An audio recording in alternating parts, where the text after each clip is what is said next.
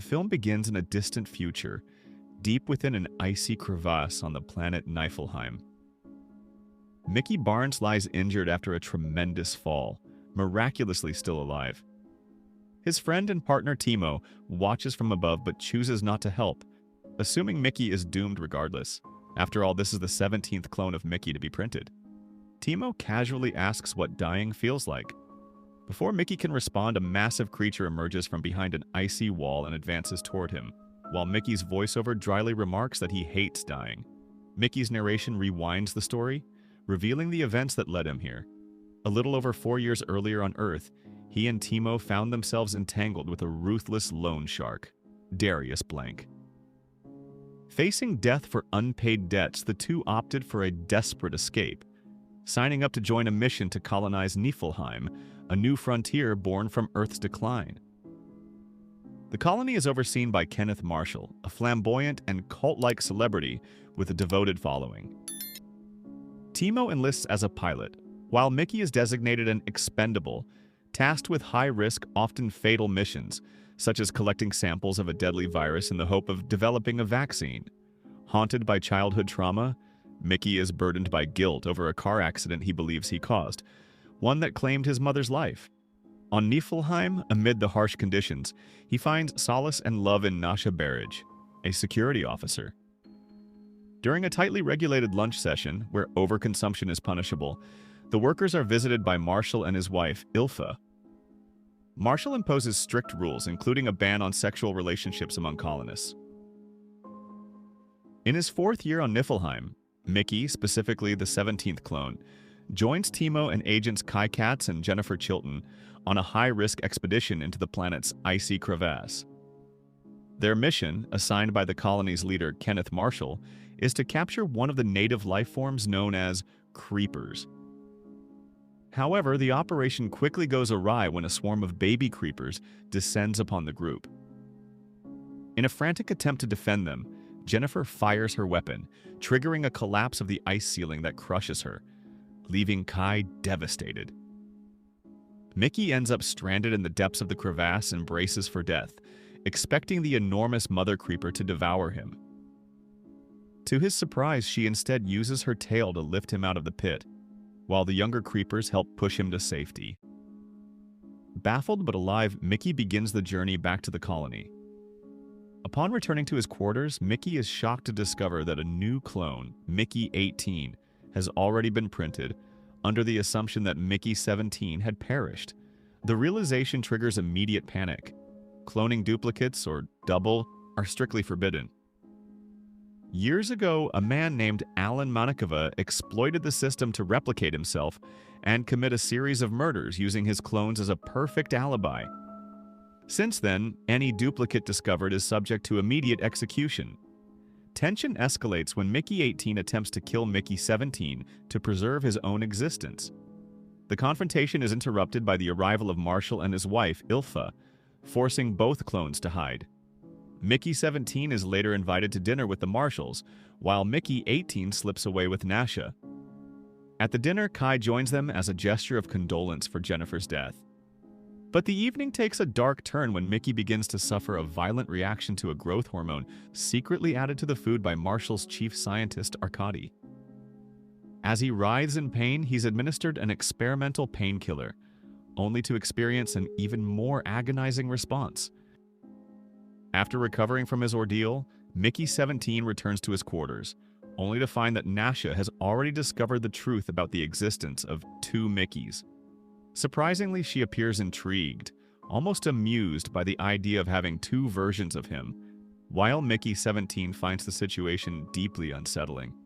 Tensions rise when Mickey 18 confronts him, furious that Mickey 17 has allowed himself to be manipulated and humiliated by the Marshalls. Soon after, Kai also uncovers the truth about the duplicates. In a moment of misguided levity, she suggests to Nasha that they could simply share the two Mickeys, an idea that leaves Nasha visibly disturbed. Disillusioned and enraged, Mickey 18 decides it's time to take action and sets out with a plan to assassinate Marshall. Meanwhile, Marshall is leading a public ceremony centered around the unveiling of a mysterious rock retrieved from Niflheim. As the crowd watches the rock being cracked open, a baby creeper unexpectedly emerges, throwing the event into chaos. Amid the panic, Mickey 18 takes his shot at Marshall, grazing his cheek but ultimately failing to complete the assassination. The baby creeper is killed in the chaos, and a second is captured. In the aftermath, both Mickeys are exposed as clones and imprisoned, along with Nasha. Locked in separate cages, the trio discusses Mickey 17's earlier rescue by the creepers. This revelation prompts Nasha to question everything Marshall has told the colonists, realizing the creatures may not be the threat they're made out to be. They are soon discovered by Timo and his associate, who have been sent by Darius Blank with orders to kill Mickey and provide video evidence of the execution. Mickey 17 refuses to accept this fate, but Mickey 18 pretends to go along with the demand. His apparent surrender turns out to be a ruse. He uses the moment to incapacitate both Timo and his companion, allowing the three to escape. The two Mickeys and Nasha are brought before the Marshals, just as Kenneth prepares to deploy Arcadi 3.0, a newly developed and highly lethal nerve gas, against the creepers. In response to the cries of their captured young, the entire creeper colony, led by the towering mother, has surfaced. In a grotesque display, Ilfa severs the tail of one of the captured baby creepers to create a new sauce she intends to commercialize. Nasha pleads with the Marshals, insisting that the creepers are not hostile, but her warnings fall on deaf ears. Determined to assert control, Marshall sends both Mickeys into the field with orders to collect creeper tails. The one who returns with the fewest will be executed. Once outside, in the harsh, snow-covered wilderness, Mickey 17 seeks out the mother, equipped with a translator provided by a sympathetic scientist within the colony.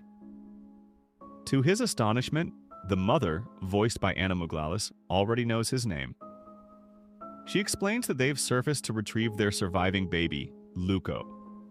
With the other infant, Zoko, already killed, the mother demands not only Luco's return but also the life of a human in exchange for Zoko's death.